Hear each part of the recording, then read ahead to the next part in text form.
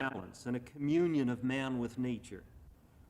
But this has unfortunately proved as baseless in the 20th century as that 19th century hope that iron and steam would, as Timothy Walker said in 1831, perform all the drudgery of man, while he is to look on in self-complacent ease. One fault was that while electricity as such might supply the clean, abundant, cheap, and divisible power needed for a democratic technology, it was provided by an increasingly authoritarian techniques, the private power industries. During the Great Depression, a host of measures were introduced to the Congress to break what was seen as a monopoly on the technical expertise of America. Despite the seemingly auspicious atmosphere for reform in the 1930s, none of these democratizing measures were adopted. And the nation began its war mobilization in 1940 with a system very much like it had entered the 30s. In the 1940s, led by Vannevar Bush, the nation's spokesman for science and technology deliberately chose two cardinal principles in gearing up science and technology for war. First, to beat the Axis powers as quickly as possible, and second, to carry out mobilization and to beat the Axis with as little disruption of the status quo as possible. They said this was no time to try social tinkering. What this all meant was that, in short, the rich got richer and the poor got poorer. Wartime spending for science and technology, which in many ways gave shape to and had a potential for reshaping American society, this spending was instead funneled into centers of excellence, which turned out, to no one's surprise, and quite naturally, to be General Motors, AT&T, General Electric in the corporate side, and such educational institutions as Harvard, MIT, and the University of California. I'd be curious to know what Iowa State got during World War II in the way of science and technology or R&D funds. I would venture very little. Well, such an elitist mobilization was not inevitable.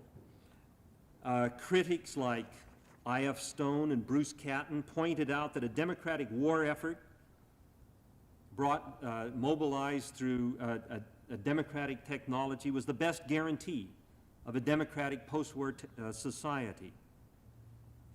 But in fact, this criticism was ignored.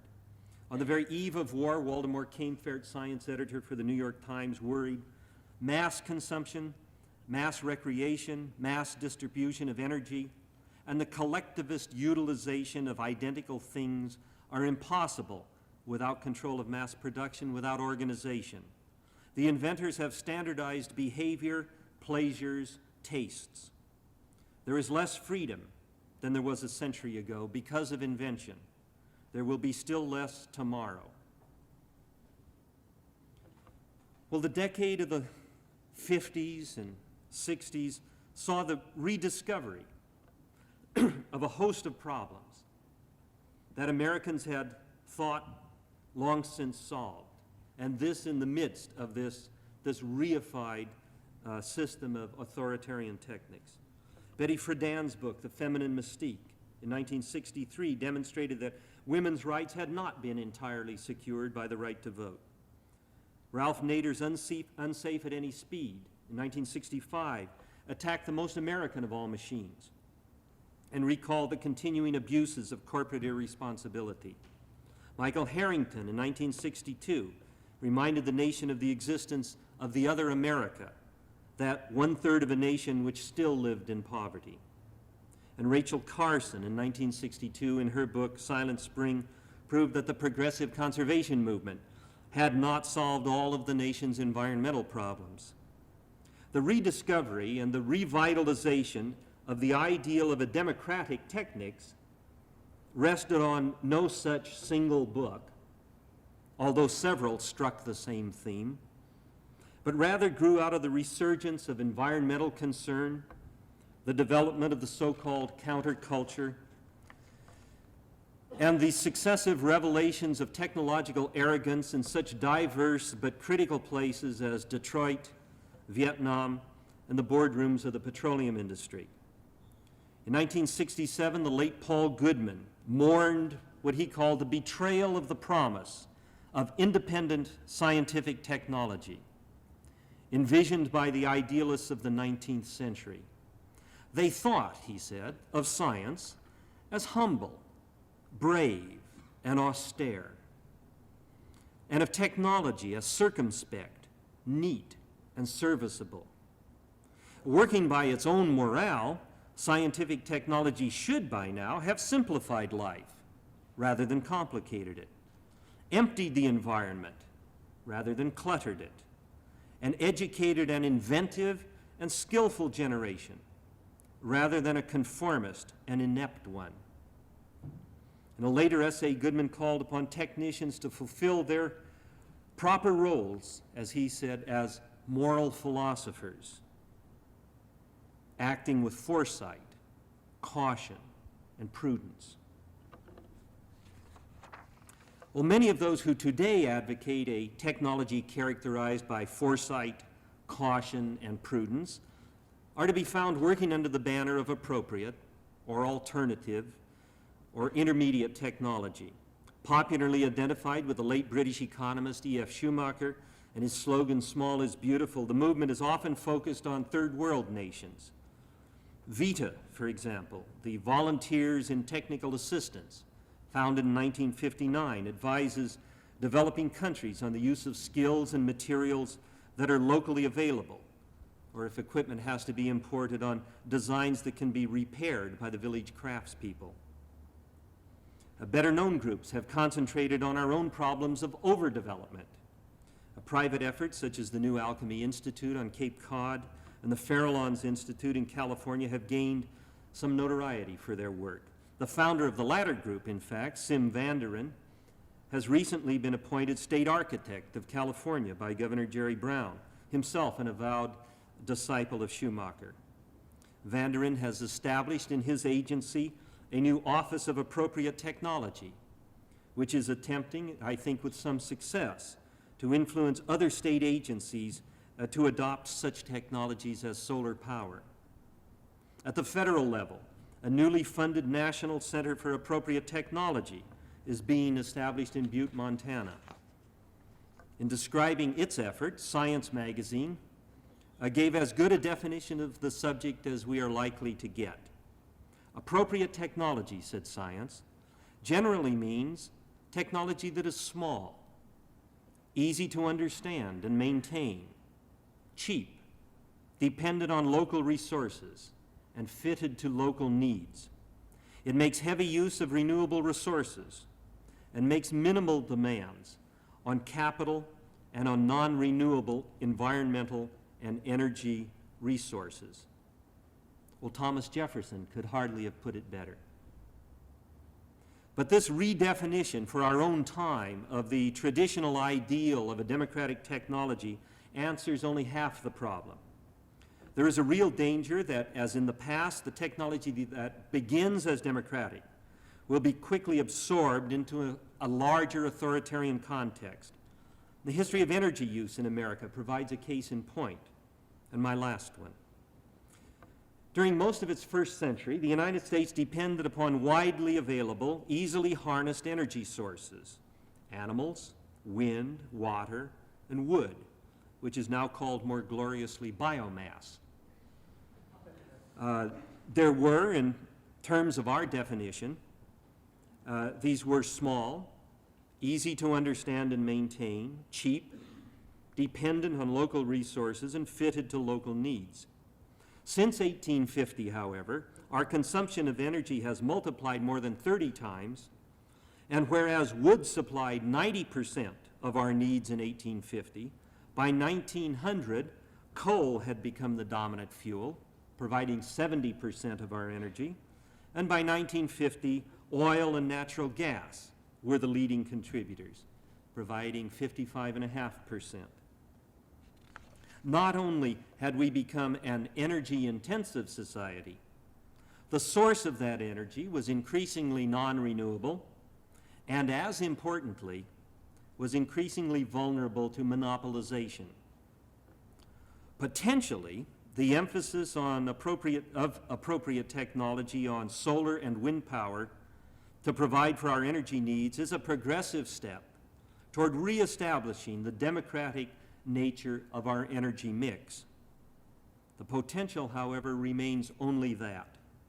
And there is increasing evidence that it, too, might well become authoritarian. Ralph Nader quipped some months ago, if 20 years ago title to the sun had been given to Exxon with a depletion allowance, we'd have solar energy today. And everybody laughed, but in effect, the government is today doing something very like that. As Science Magazine has reported, government planners seem to have trouble grasping the point that solar power is fundamentally different from our dominant energy sources. Solar energy is democratic, and that's a quote from Science. It falls on everyone and can be put to use by individuals and small groups of people.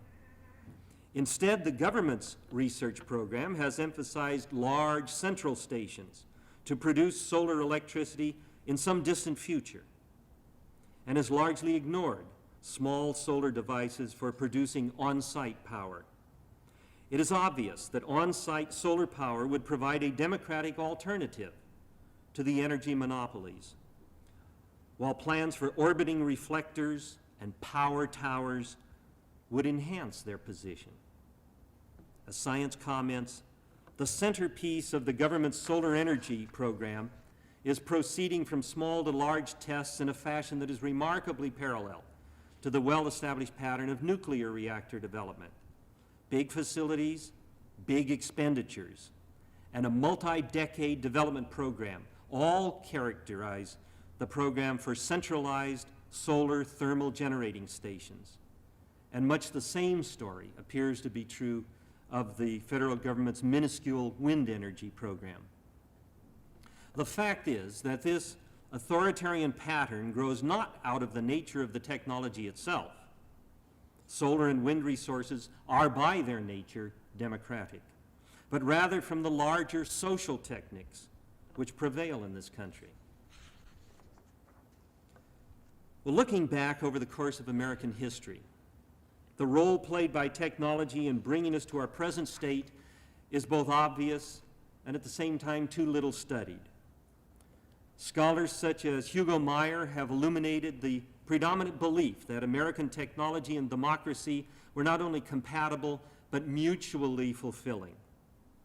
John Cowenhoven has maintained that this democratic technology, in fact, defines the unique nature of American culture.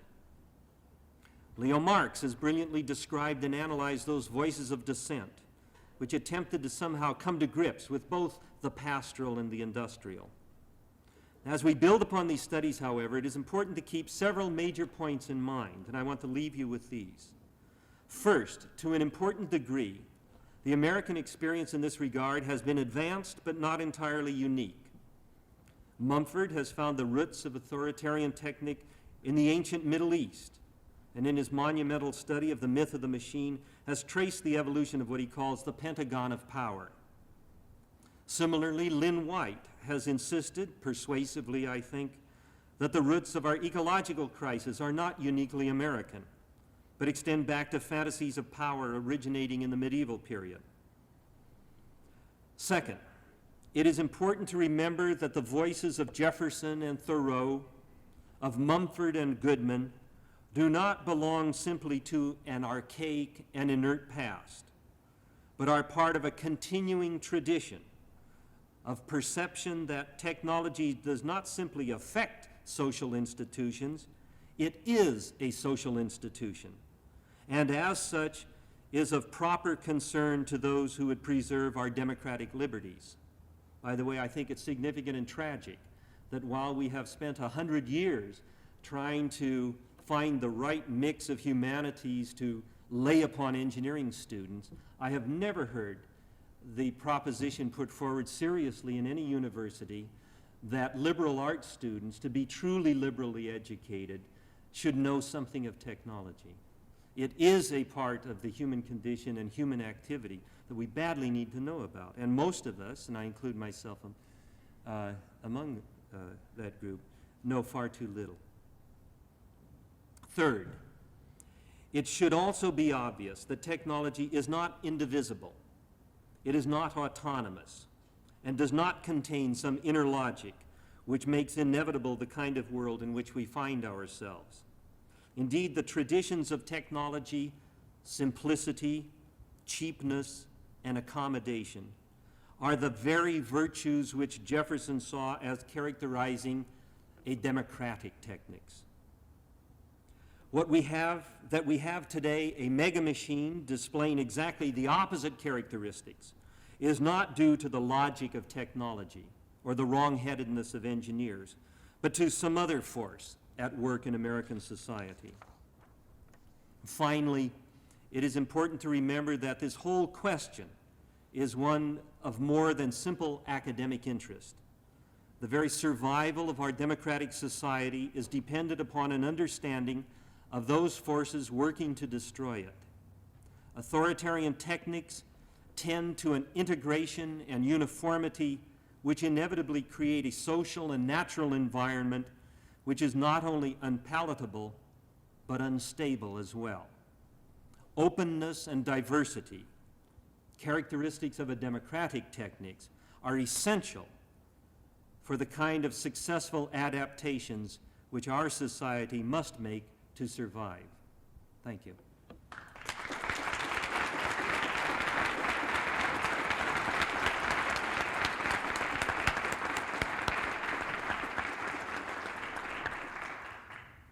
Thank you. As you heard at the beginning, Professor Purcell will be glad to answer any questions that you have. Don't be shy. Why did you call authoritarian tactics unstable? Is that because you think it's more vulnerable than some other? It's more vulnerable. It's, I take it, I have a friend who's an ecologist, and I work from analogy by something he told me once. He said, just about